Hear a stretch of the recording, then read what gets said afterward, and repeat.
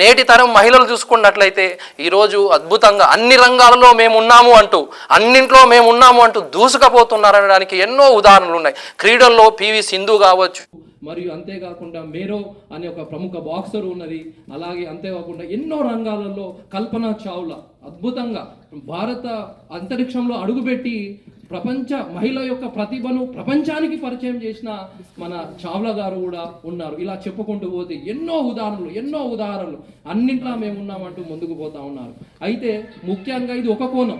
రెండో కోణం చూసుకున్నట్లయితే వారు ఎన్నో కష్టాలు పడ్డారు, ఎన్నో అవమానాలు పడ్డారు, మరెన్నో సమస్యలు ఎదుర్కొన్నారు. ఒకసారి చరిత్ర ఆరంభంలో మనం చూసుకున్నట్లయితే సతీ సహగమనం పేరిట ఎన్నో సాంఘిక భిక్ష, సామాజిక వివక్షను ఎదుర్కొన్న మహిళలు కూడా ఉన్నారు. విద్యకు దూరం పెట్టిళ్ళు, వంటింటికే పరిమితి అన్నారు. అన్నింటినీ విద్య ద్వారానే సామాజిక ఈ విముక్తి జరుగుతుందని ఆనాడు సావిత్రిబాయి పూలే గారు విద్యను పెట్టి, పాఠశాలను పెట్టి మహిళలకు విద్యవాటను పట్టించిన గొప్పతనం కూడా, ఒక వీర వనిత కూడా సావిత్రిబాయి పూలే అని తెలియజేస్తున్నాను. అంతేకాదు స్వాతంత్ర పోరాటంలో కూడా ఎంతో మంది, లక్ష్మీబాయి, ఝాన్సీ లక్ష్మీబాయి లాంటి పోరాట ప్రతిమ కూడా మనం ఆదర్శంగా తీసుకుంటాం.